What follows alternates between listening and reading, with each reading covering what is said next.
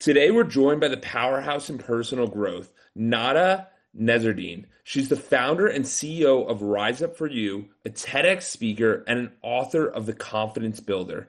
After years as a performer and educator, Nada turned her life's mission into helping people rise beyond self-doubt, lead with purpose, and build unshakable confidence from the inside out.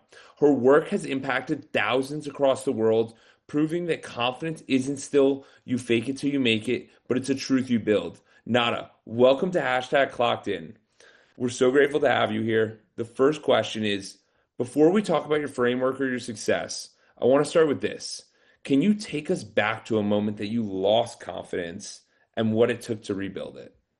Oh, that's a really good question. A moment where I lost confidence. Okay, this might sound really silly, but I remember losing confidence when I was like 16 years old. Okay, so I'm going all the way back to high school. And I auditioned for the cheer squad. I really wanted to be a cheerleader in high school. And so I practiced, I worked really, really hard. And my friends, all of my friends and I auditioned to be on the cheer squad, and every single friend made it except for me. And I was devastated in high school. I ran home, I was crying, and I was super dramatic, and I was like questioning my existence and God. And I remember my mom like yelling at me and be like, "Don't you ever question God, ever. Like whatever's meant to be is meant to be." So I lost a little bit of confidence as a 16-year-old, and I was also like embarrassed that my friends made the team and I didn't. But then you know what? I started practicing again over and over and over again. And then the following year, I made the varsity team. And then I made the varsity team again after that. And I was one of the main choreographers. And I ended up being like one of the top cheerleaders on the squad. This is like the Michael Jordan story. Like, no, but it's true because in high school, people are so, why did I not get this right away? And we don't understand that the work that's required to actually get there. Yeah, And so much of the time we have to put in so much intentional work and we just miss that. yeah, yeah, yeah. So that's a moment that I can remember. I would say in my adulthood, I've been pretty confident, pretty consistent with the belief that I have about myself as a person and as a woman. How do you think you develop that? Because when I see you carry, like, I see you talk to the mic, confidence is there. You go on stages, you're talking, you're impacting thousands of lives. There's Mhm. probably a lot of people listening to this that are, hey, this is even scary. I can't even post a TikTok. What do you mean Yeah, you're going yeah, on there on stage? It's scary. How do yeah. you handle that? Well, honestly, a lot of it stems from childhood, like most of it does. And so it's so important to, if you're a parent listening, it's important for you to understand that the second you have a child or a baby or whatever, you are creating their belief system, right? Like the first 15, 16 years of their life, their belief system and their thoughts about themselves stem from the environment that they're around. So that's their parents, that's their siblings, their teachers. My parents, like I always say that the greatest gift from God was my parents.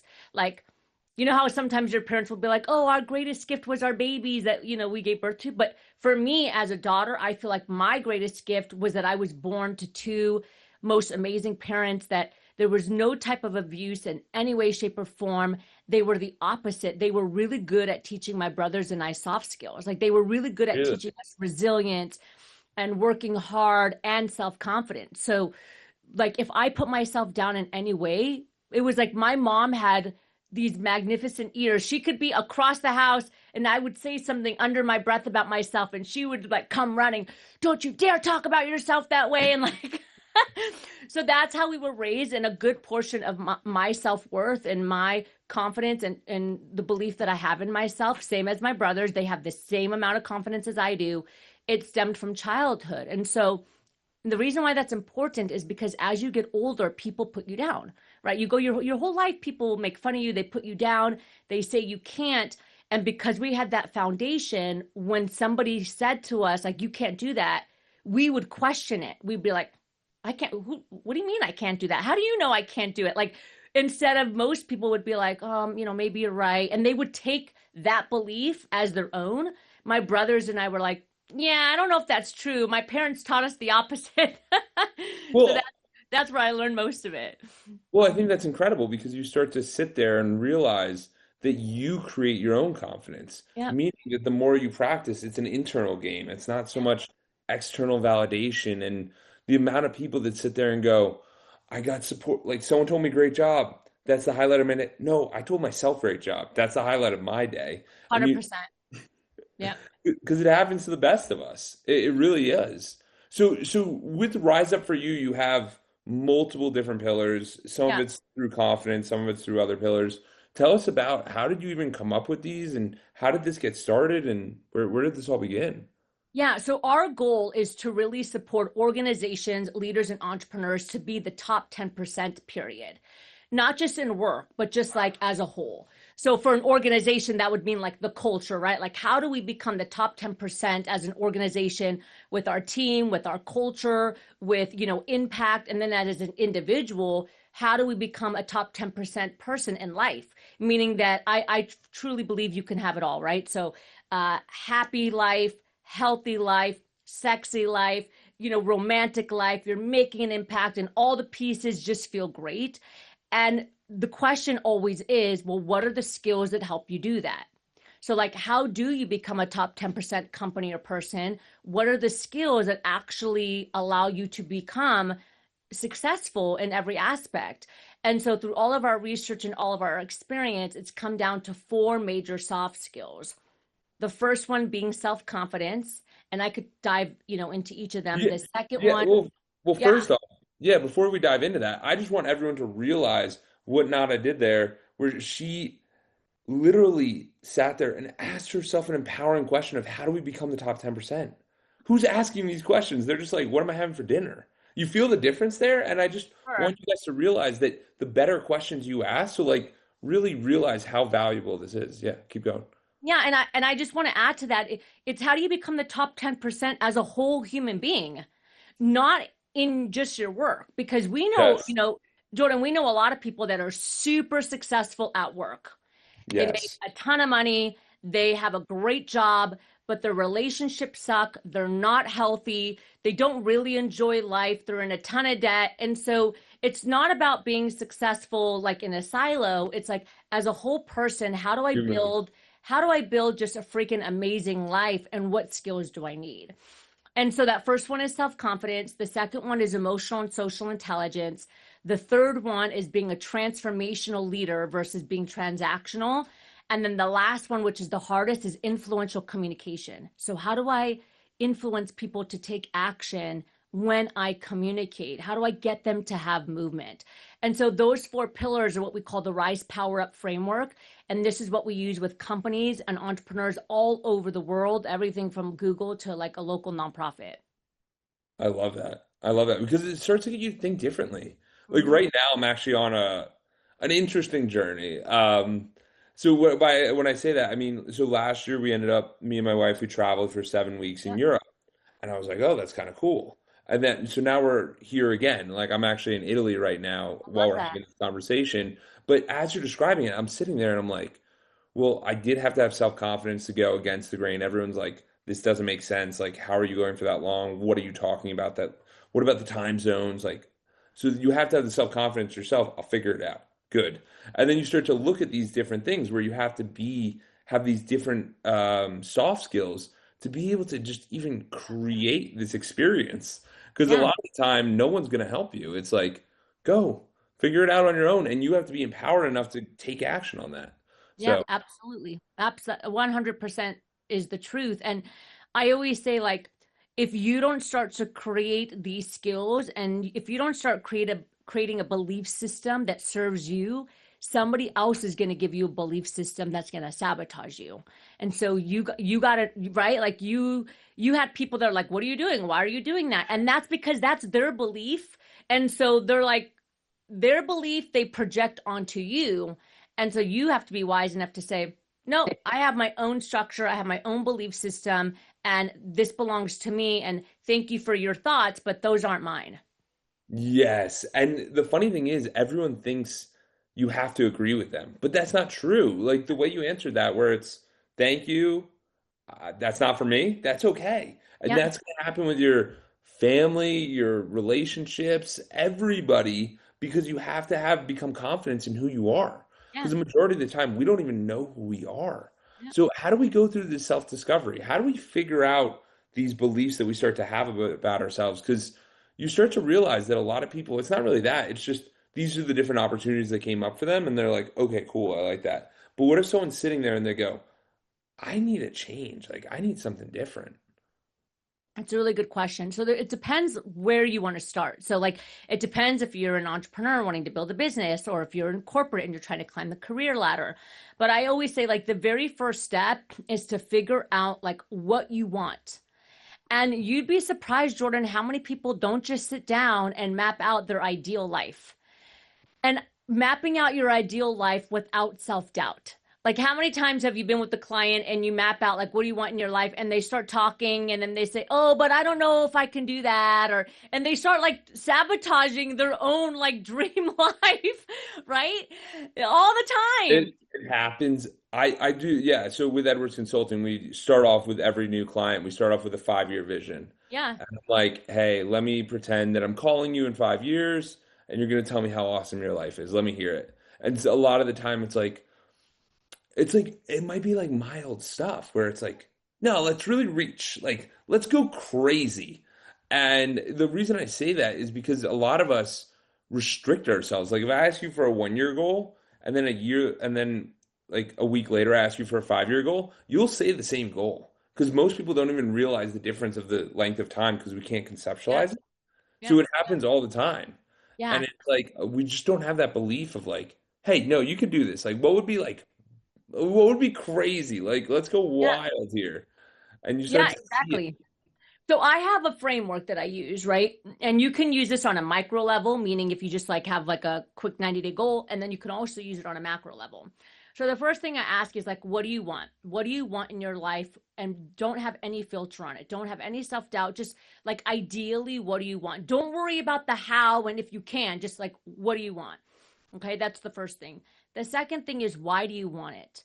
Why is this important to you? Because Jordan, you and I both know that starting is super easy. Anybody can start. But showing up and staying in the game, that's where the hard difficulty comes in, right? That's where 90% of businesses fail because anyone could do a startup, but after 3 to 5 years most of them fail because it really takes the top 10% that show up consistently that stay in the game.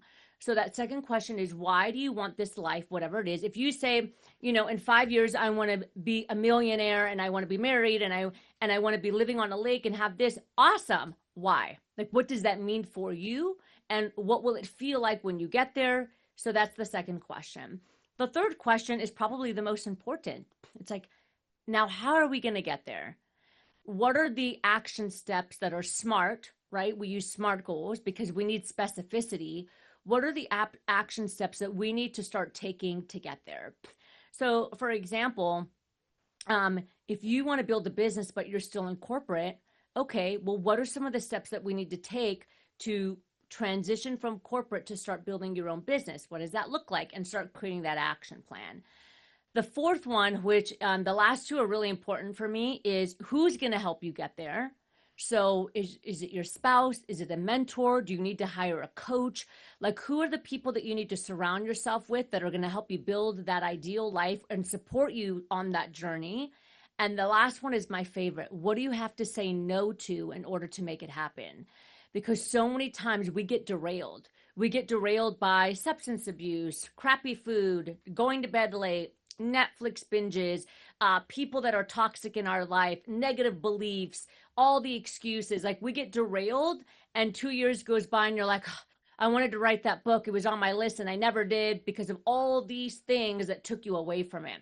Most recently, there's been a lot on social media about the signal versus the noise. That's basically the same thing, right?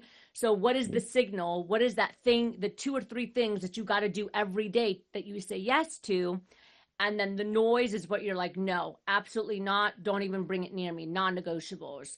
So that last question is, what do you have to say no to in order to reach your success? Yeah, I think that's so powerful because the majority of the time, and no, I'm smiling because I do this podcast. Like one of the podcasts I do is like a 5-minute Friday where it's a quick tip, and it was just about this: do less, do less of the all the stuff. Why? Because we're doing too many things. Yeah, There's too many times where we're going in a million different directions. And if you don't have like a manager or an employee or someone to actually take control of that, you can't do that. You yeah, can't do a lot of these activities. So that last question of what is it that you're going to say no to? And that might be your fantasy football league. That might be other business opportunities. That might even be some family time during the week, whatever it may be, or Saturday mornings, or whatever you want to do. But you have to be ready to commit and put in those actions. Because when I think of building a business or building skill sets or any of these, I think of them all as muscles, where it's like 100%. the more we work it out, the That's right. better you get at it. That's right. Absolutely. I couldn't agree more. Yeah, and it's something that a lot of us are like, what do we do? I don't know what to do next. How does this work? And it's like, if you have that person to help you with that, it makes a world of difference. And it Yeah. really does. Well, and I think that most people never reach where they want to reach because they don't carve out the time to Yes. map it out and to commit to themselves. And like the reality is some of the most successful people have like 10 journals like me, right? Like I have a planner, I have my Google Calendar, I have a spreadsheet. And so like every week I'm like, okay, what am I focusing on? What's my intent? What are my non-negotiables? And then if I get 80% of it done, I'm like, great, good job, Netta. You got 80% of it. And when I plan my week, I don't only plan work, I plan my health. I plan, okay, I'm going to work out at Monday, 6 a.m. Tuesday, I have really early meetings. So therefore, I'm going to work out at 5 p.m. after work. I plan what I'm going to make the kids. I plan like the date nights with my husband. I plan all of it because I do believe you can have it all. But if you want to have it all, like you have to be intentional. It doesn't just like Su- happen. You know what I mean? Super intentional. Yeah. No, because you're absolutely right. And it's whatever is on your calendar, you're going to prioritize. So Yeah. it's funny when people sit there and they're just like, "Oh, I waited for my friend to text me." I'm like, "What are you talking about?" Like, like I've had stuff going on because the thing is, like, if you don't have a plan or an objective or a stuff, like, you're not just going to roll out of bed and end up in the gym. It doesn't No, work that way. doesn't work that way. You got to have the bigger goal of like, "Hey, I actually want to live to 105," and you're like, "105? Yeah. You got to see these people in Italy. They Yeah. are like 90 years old, like It's a thin. blue zone. You have a blue zone Yeah, there. we're, I feel it. We're going up the Stairmaster, which is Yeah. just a hill to the place that Yeah. we're staying. I'm like, this is crazy. But Yeah. my point being here is that you just realize that there's so many different ways to live, and there's so many different ways of doing this. So for Yeah. you, how often do you like reevaluate? Hey, am I going on the path I want to go? Do I want to think about this differently? Is this important to me? Because I feel like that's a big challenge that people have as well. I do it so for sure I do it twice a year. So I do it every July and I do it every December. So I have a like a tradition with myself on December 31st before I ring in the new year, I'll sneak away by myself. Or last year my husband and I did it because I'm married now, right? And I believe when we first met I Congratulations. wasn't. Thank Yeah. you. And so every December 31st, I'll reassess the six pillars of life. So my self-worth, my career, my romantic life, my health, the relationships that I have in my life that are not romantic, and then my money pillar. So I'll assess that in December and I'll put, okay, where am I at? I'll score myself 1 through 10. And then I'll make my goals for the next year. Like, okay, I have a 7 in health. Well, I don't want a 7 in health. So what are my goals? Why did I put a 7 and where do I want to be? And I'll map that out. And then in July, I'll bring it back out and I'm like, okay, I put this as my goal for this year. Where am I? Did I forget about it? Did I start? Am I hitting it? Am I on the right path? So that's what I do. And then I also do it if I feel like things are hitting the fan. Like if something drastic happened in the economy or society or with our client, and I feel like things are falling apart, then I'll like regroup and reassess. It's like, okay, what's happening? Why are things not working? And that might happen maybe once a year, maybe. Yeah. Yeah. I love that because it just shows how intentional you are. And that's what's missed by so many people. So I just want the audience to realize that this intentionality isn't it's not that hard. It's not that many more hours. It's not anything extra. It's just these little micro decisions each and every day going, "Hey, I'm going to get a little closer to my goal. Hey, I'm going to go and try to build this." And if you think about the health pillar, maybe it's like hey, maybe I need to pick up a new sport, or maybe I have to go do a challenge, or maybe I have to do this. And you start to think about it a little bit differently because it causes you to think differently. So, Uh, why do you think a lot of high achievers, you brought up self-worth as your first pillar. So, why do you think a lot of high achievers struggle with that? Um, well, it's funny that you mentioned that because oftentimes high achievers struggle with self-worth, which is why they tend to overcompensate to achieve more. Does that make Yes. sense? So they make up for it in their career, but their relationships, their romantic life, their community, like Yeah, it's reputation might struggle. But I know a lot of people that have like very little self-confidence, but because they have very little self-confidence, they're very aggressive and they overcompensate to like prove their worth, which helps them hit the goals, right? They become yeah, like very high performing. And so a lot of it is overcompensation. They never feel enough, and so they're constantly trying to achieve the next thing, which brings them success, like let's say in their career. But even when they get there, I mean, Jordan, you know people like this, and I know a lot of people like this in the entrepreneurial space. They have achieved so much flipping, like so many accomplishments. It's amazing. And you talk to them and they don't feel enough. They're like, I'm not doing anything with my life. And you're like, what? What are you talking about? And so a lot of it is overcompensation. yeah. No, and it becomes very challenging, especially I think in business, you're very incentivized to go get more clients, get more employees, grow bigger and bigger and bigger. And then in your personal life, you want to like keep it very simple. Like it's very challenging to do both because the things that help you in business do not help you in your personal life. Like you want to have deep, I mean, a little bit. I mean, what do you Yeah. think? I think that it depends. I could be wrong about it. What do you think? I think it depends what your values are and what success means to you in life. So for me, some people build businesses because they want to make a lot of money. And then some people build businesses because they want freedom, flexibility, and they want to build a life that they truly feel proud of, like in every aspect. Yeah. And so, like for me, I'm the latter. Like, I Yeah. love money, don't get me wrong, but I didn't start becoming an entrepreneur because I wanted money and I was hungry. I became an entrepreneur and built a business because I wanted to build something that made an impact, that made money, that also allowed me to have freedom and flexibility and take care of my health and like be a present parent and be a wife and not feel like I was only a career being versus a whole human being, right?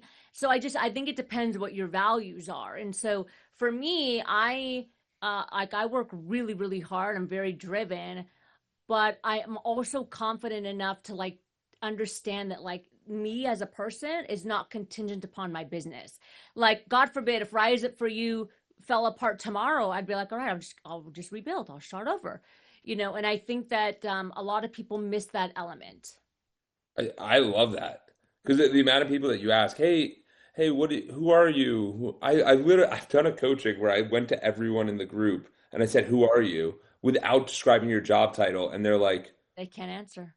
yeah, they go, well, I'm in this profession. And I'm like, I asked you to just, and that person who said that was like a marathon runner. They did amazing things. And I was like, Yeah.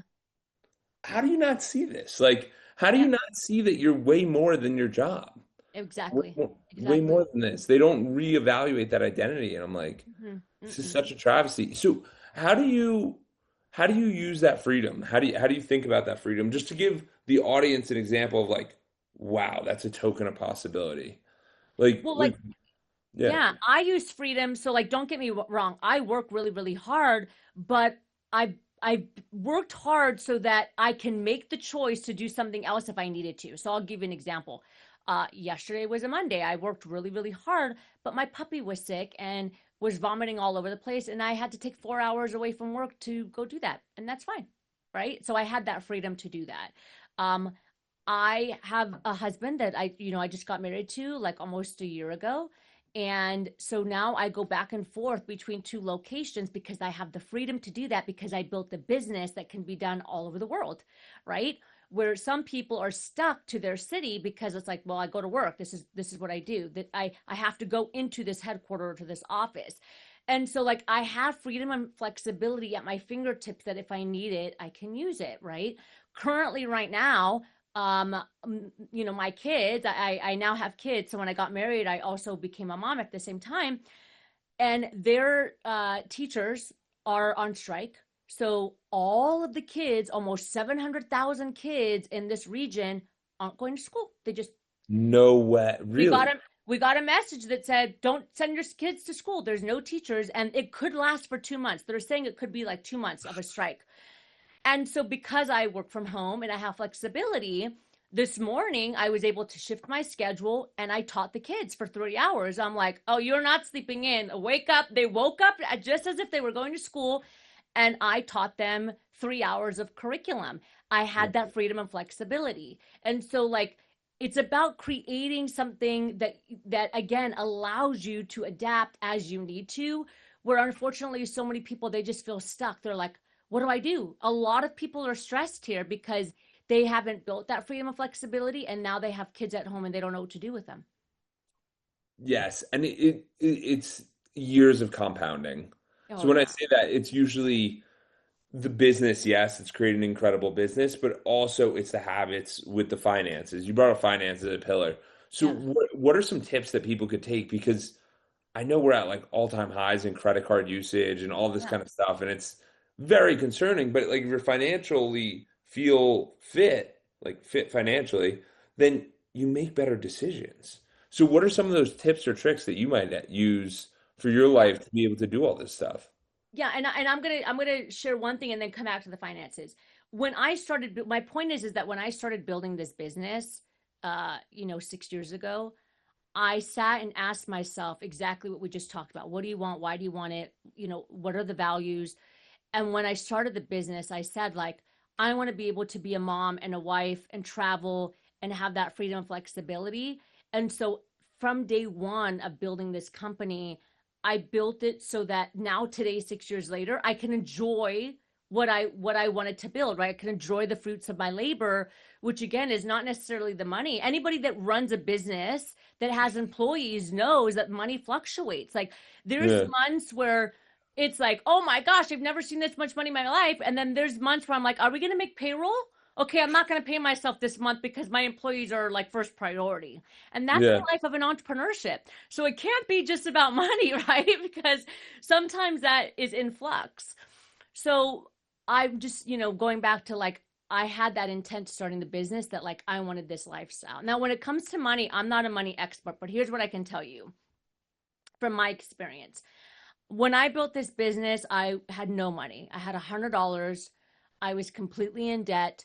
I was going through a divorce where I lost everything. I was only married for 3 weeks. I lost my entire like savings, my job, everything because of the divorce. And both of my parents just died. So I was turning 32. I had $100. I just buried my second parent, going through a divorce, didn't have a job, didn't have a car, and I was buying my groceries at the 99-cent store. And my budget was like $23 a month to get food. Okay. So I'm I talking, appreciate you sharing that because it gives people a real perspective on where you're. Yeah, yeah. yeah. And so when I started the business, I started it out of a hospital when my mom was passing away. And I started building this business. And today, because of the skills that we talked about, self-confidence, emotional intelligence, learning how to communicate with influence, today I'm happy to say that we're 1.9% of the female owned businesses in all of North America that make seven figures or more. So let me Wow. rephrase that. Only 1.9% of businesses that are run by women ever hit seven figures or beyond in all of North America. And we're a part of that, right? And it's not because I had investors. I don't have any partners in the company, but it's because of the soft skills that I used on myself that we now teach today. And so for money, I was in debt for a long time. And then I was like, okay, like I got to figure out how to be financially fit and like to have financial literacy. And so once I started to get the business on track, I started learning. I started learning from Dave Ramsey. I started learning from, I can't remember his name, but he wrote a really good book. He's a younger guy, and it's like he had a Netflix documentary series. For me? Yes, Seti? yes, yes. What's the book Yeah. called? Uh, I will teach How you to to be rich. Get Rich or Or something. I will teach you to be rich. I think it's Yeah, that one. yeah, something of that sort. I read that book and I just started executing. I was like, okay, so when I pay myself, I'm going to take this much percentage, I'm going to put it in my savings. And then like I have this credit card that's maxed out because I only had $100, but it has a 29% interest rate. I'm going to roll it over to this credit card that's 0% interest rate and then pay that off as fast as possible. So like I started to just read and educate myself. There's no magic pill, Jordan. I just was like, okay, like No, I gotta educate myself. So I it started really, reading and no, no, but I appreciate that because then it lets everyone know that it's possible. You know what I yeah, mean? And it doesn't have to be this big swing that's like, hey, I went from $100 to 10,000 to 100,000 to like it's yeah, steps. It's a 100%. process. And I It's want exactly everyone what to it is. realize that we're all like it's also a skill and it's a habit that you keep building where it's like, okay, I got paid. I'm gonna take 10% for later me. Later me will be grateful that I have Yep, that. yep, And it starts to give you this clarity where it's like, hey, I could be unemployed for 3 years and I'll still be good. And you yep, start to realize this stuff and you're like, okay, I'm going to make different decisions. I'm going to be in a better headspace because of that. yeah. And so I appreciate you sharing that. And I'm sorry to hear about your parents. Like that Oh, is thank you. a lot to handle when you start Thank you. looking at it and thinking about all this stuff. Yeah, So thank for you. you, with Edwards Consulting, we have five pillars. It's mental health, physical health, community service philanthropy, relationships, and spirituality. So for you, I'm going to ask you real quick. What is your mental health like today on a 1 to 10? I know we don't have a scale, but like what's it like on a 1 to 10 today and why do you think it is that? By that I mean like is there any habits or tips or tricks that the audience could sit there and go, "Wait, she does that? I should start applying that." Yeah, I would say 8.5. Yeah, I wouldn't give it a 10. I would give it an 8.5. And I probably would normally I would say like a 9, but today I would say 8, 8.5. And honestly, really just because the teachers went on strike. And so like there's a different I have to have a little more capacity, right? So Yeah. currently like I'm running this podcast and the kiddos are upstairs, you know what I mean? Like reading and studying and watching TV and whatever. I'm still running a business. I still have a team. I woke up at 6 o'clock or 5:30 in the morning to do a 6 a.m. class this morning before the kids woke up. So I would say about an 8, 8.5, just because there's a little bit more, I don't want to There's say stuff going on. stress, but yeah, there's just like more things that are happening that I'm trying to kind of like juggle. Yeah, absolutely. So you think that the early wake up helps you? Yeah, it depends on the day to tell you the truth. There's some days where I am just exhausted and I let myself sleep in. When I say sleep in, I mean like 6:45, 7 o'clock. Like I never Yeah. sleep past 7. And then I'll do a workout a little bit later. And then there's days like today where I'm like hell or high water. I'm waking up at 5:15 to get my 6 a.m. workout in because the rest of my day is packed. So if I Yeah. don't do it in the morning, like it's probably not going to happen. And so I did. I made that decision to get up early and it was still dark outside and go get my fitness time in, and I love it. It's important because for me, and some people might be able to resonate with this, when I work out, for some reason my mind doesn't think about anything but working out. Yes. Like my mind can't think about business. It doesn't think, it really does, it just can't. It doesn't think about anything other than like picking up the weight or running on the tread or doing the yoga. Yeah. So for me, it's really important to have that fitness time because my brain really does go into like basically blank and focusing on my body, which I love. And that's the present. Yeah, absolutely, absolutely. So when I'm in the States, I have a pretty solid routine for the morning workouts because I ended up joining a 6 a.m. class because I Yep. like that strategy because Yeah. then you're forced to be accountable and you're like, Yep. okay, not gonna let them down. Yep. But what I was doing was Muay Thai for the past year and a half. Oh, So I that love that. one is like they're literally punching you in the. It's okay. I'm gonna focus. There's no like you're thinking about other things because they're literally punching you. You're like, Yeah. okay, I'm Yeah. not gonna get hit. Yeah. But yeah, no, I absolutely agree, and I think fitness is one of the best things. So, what do you think your physical health is like on a 1 to 10? I would say right now my physical health is like a 7, 7.5, which is pretty low. I'm healthy, don't get me wrong. Every time I go to the doctor, I'm fine. I have good stamina, but I've gained some weight and I don't like it. And so Of I score myself lower. The last year there was just a lot of transition, and course. I ended up just like maybe using food as comfort. And so I'm like 20 pounds heavier than my normal body weight. And so for me, like, some people would look at me and be like, "Oh, you look amazing," but it's how I feel, and I feel like, a little bit more tired. My joint, like I can't hold the Yeah. plank like I used to, and I'm like, okay, we got to get this back in shape. So currently, I'm at a 7, but I hired a trainer last week, and me and my girlfriends here in the community, we just made accountability group, and then the last week we've been like dialing it in. On it. Yeah, Yeah, absolutely. But that's what it takes sometimes. It's that change of action yeah, where you realize, like, hey, I want to make a change. I want to do something different. We're going to step into this. yeah, And so I appreciate you sharing that. And the vulnerability is huge because the other thing about physical health that becomes really interesting is like, everyone's got their own parameters of what they feel, right? So sometimes yeah, it's the look, sometimes it's the scale, sometimes it's the body mass, the body fat. Sometimes it's, hey, can I run 5 miles in an hour? Like everyone's got their own parameters. yeah. So sometimes when people are just like, wait, I'm like, there's a million different ways to feel good or feel different. And like you said, there's so many variables that we have that make it really challenging. Yeah, absolutely. Absolutely. And for me, it always goes back to a why. So, like, I have my why, right? And it's a combination of all that. It's, I want to feel good in my body and not feel like, oh, like my hip hurts, I'm carrying an extra 20 pounds.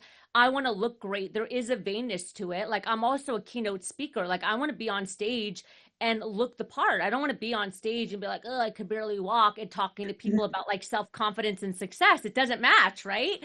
So, like, even for our industry, it's important that we show like externally what's happening in our mind. And I always say, like, your body is the window to your belief system and your soul, right? It's a representation of how you take care of yourself.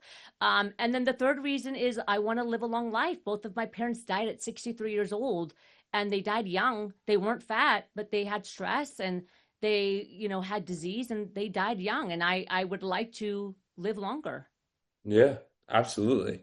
And if you guys listen to that, that was like 4 or 5 empowering things that are like, I got to take action on this. So when you guys are going through this activity, if you go on your own, you need to realize that like you have to start having multiple reasons. It's not just one reason I want to look better. No, it's like I want to look sexy for my wife or my husband or whatever or a new partner or whatever you want it to be. I want people to be empowered. Like I want to inspire people. Whatever it is, you have to feel that. So now the third pillar is community service philanthropy. How do you see that in your life? Some people are present with it, some people are like, I don't really know. Yeah, it's a good question. So I do it in a couple of different ways. First off, like the company Rise It For You, even when we made zero money, we always like gave back to nonprofits. Even like I would have people that are like, "What are you doing? You're like, you're not making any money." And I'm like, "It doesn't matter. Like I know that if we give now, like it'll always come back." And so we typically choose about 4 nonprofits a year at Rise It For You that we will support.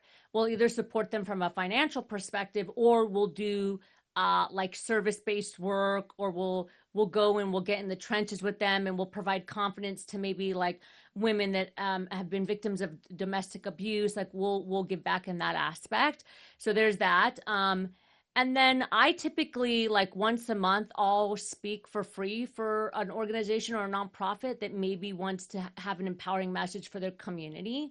And I'm a paid keynote speaker, but I'll always gift one for free. So there's like certain things that I do from a philanthropic community perspective. I just want to bring that up because most people only look at it through the financial lens. So for you to sit there and actually understand, hey, I have value. Hey, and this comes back to the self-confidence. People pay for our services. I am going to give them for free. And that is a donation because that's teaching a Donation. man how to fish. You know what I mean? So that's giving them it for a lifetime. And people don't realize that like sometimes you already have the skill set that people desire. So Hmm. even if someone's like really like, I want to learn from you, I want to, all right, come over for a day. Just watch me. Just do Hmm. whatever I do.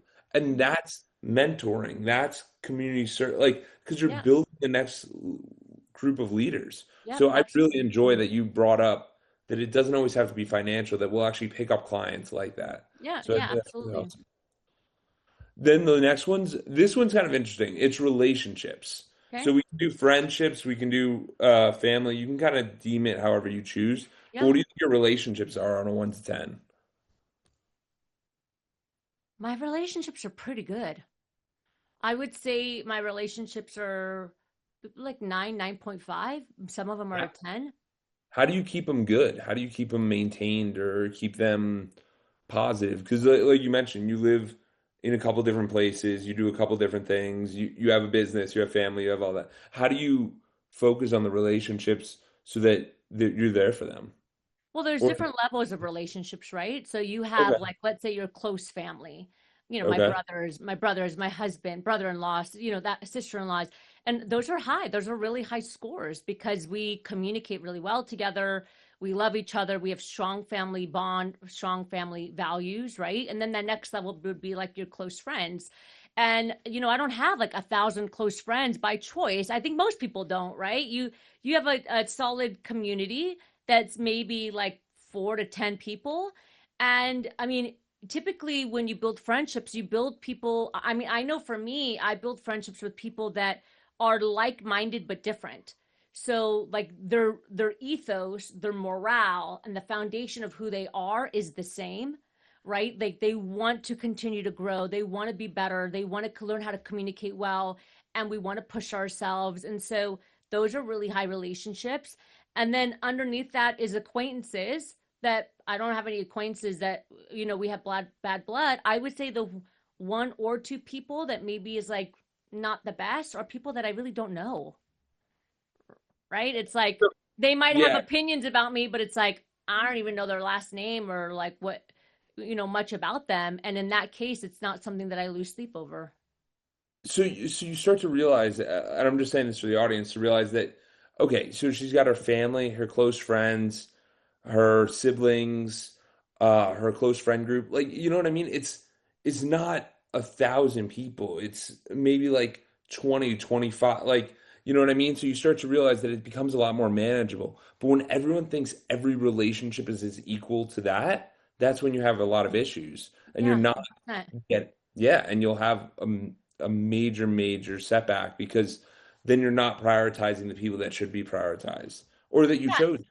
And you're also wasting like energy by focusing on something that isn't a huge part of your life. Like, don't get me wrong, I have people that don't like me that are naysayers, but I can't tell you the first thing about them.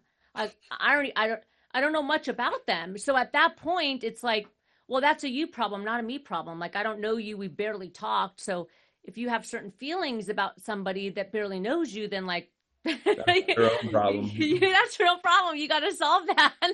I think that's becoming more popularized just because people there's so many like micro people that are becoming like this the whole idea of a celebrity back in like the 1990s, 80s was just because people are on TV or movies, so people saw them more often. But with social Yeah. media just going bigger and bigger and bigger, people are like, I really like this person. Like I see this person, I know this person, and it's like, I've never met you, but you might have watched 3,000 hours. If you watched every episode of this podcast, you've watched me for like 300 hours. So you probably know a little bit about me, but they don't know Yeah. much. Yeah. Absolutely. Yeah. Absolutely. Absolutely. And then the last pillar is spirituality.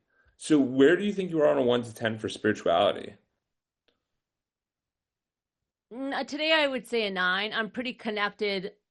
When you say spirituality, I also think of like religion, my faith. I Uh, leave it, yeah, so I leave yeah. it up for grabs because Yeah. some people are like, I'm super religious, some people are like, I'm super spiritual, some people are like, in the bagel line, I like to say hi to people. That's my Yeah. spirituality. I don't know. For me, it's religious and it's my faith. And I'm pretty strong in that. And I believe I have an amazing relationship with God. And so for me, like I would say between a 9 and a 10. Like I consistently pray, I consistently have conversations with, the higher being and build a relationship. That's important for me. That's actually my number one value. My number one importance is my faith and my relationship with God. My second is myself, and my third is my family. Those are my top three. So if someone wanted to explore this relationship with God, regardless of religion or any of that, how would you say to go about it? The first step that I used for myself is silence. Like if you want to build a relationship with yourself and with God, you got to sit in silence. You have to become self-aware of your thoughts. You have to be able to sit in a room by yourself and enjoy the company you keep. But so many of us are distracted by external things and by social media and consumption that we don't even have time to think straight. We don't even know what's going on in our head. And so my relationship with God has been strong because I allow myself to sit in silence every morning and just talk and like become aware, like what's in my head, how do I feel. And I've also gone through a lot in my life. And again, back to parents, like they always taught me, like, don't question God, like there's a plan. So when my parents died and I was like completely devastated and like depressed and shocked, like I kept saying to myself, like, thank you, God, for the quality of parents you gave me. Thank you. Like I kept thanking God for the quality, even though in my heart I was like crushed because I lost them. But I kept going back to like my faith and thanking him for what he did give me, which was like two phenomenal parents, where I could have like deterred from my faith and been like, life sucks and like this is, this is going nowhere. But when you have faith, you reminded like there's always a bigger plan and there's always a bigger something that you don't know right now. And that's okay. You don't have to have all the answers. I really appreciate that because it's becoming more and more uh, things that people need to start valuing. So I appreciate you sharing that. It's sad, but it's the end of the podcast. Where can people learn more about you? Thank you. So for the company is called Rise Up For You, completely spelled out. You can go to riseupforyou.com and right at the top there's a button that says free resources. There's a ton of free stuff. We have a self-confidence quiz, an emotional intelligence quiz.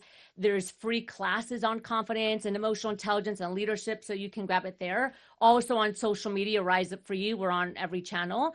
And then if you want to connect with me personally, it's Nada Nasserdeen. Jordan, I'm sure you could put my handle in the Yes, show notes.